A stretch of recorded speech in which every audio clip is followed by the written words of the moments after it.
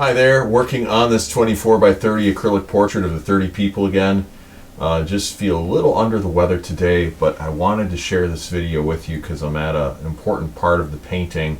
There's just a technique, a tip I want to share with you for creating vibrant reds. And I think this will be really useful in your painting as well.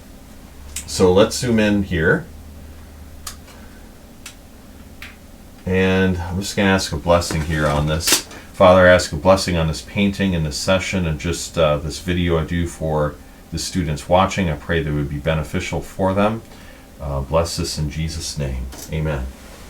Okay, so you might think when you're doing red that you just would pick the color red on your palette, right? But actually, to really make your reds pop using the glazing technique, you want to use a little bit of Indian yellow. So I know this sounds counterintuitive, but give it a shot. And you can mix Indian yellow with a little bit of pyro orange. And then what we're going to do is we're going to apply this to this woman's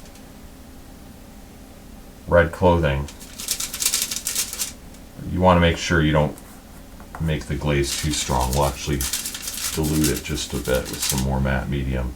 We put down this more vibrant color, and that's going to really help that to pop. So for right now, it's going to look kind of yellowish and everything, but eventually it'll really turn out nicely. And we can also add that same glaze here to the boy.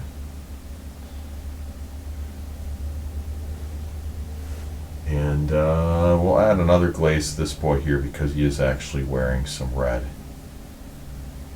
Okay. Oh, and then this little girl has some red too, so we put that color there. So just using this slightly warm color, this yellow-orange color, will really help that to pop. So when I put down some other colors, when it's all said and done, I think that'll add the vibrance it needs for it to really pop. So just a quick tip I want to share with you here. Probably could have done like a 1-minute video, but I hope this helps. I hope this encourages you in your painting, and definitely try the acrylic glazing technique out. And I'll be sharing more progress on this painting later on. So check out this channel, subscribe, like this video, all that good stuff. Check out realisticacrylic.com where I have several tips and tutorials to help you in your portrait painting. Thank you so much for watching. God bless, and we'll talk to you soon.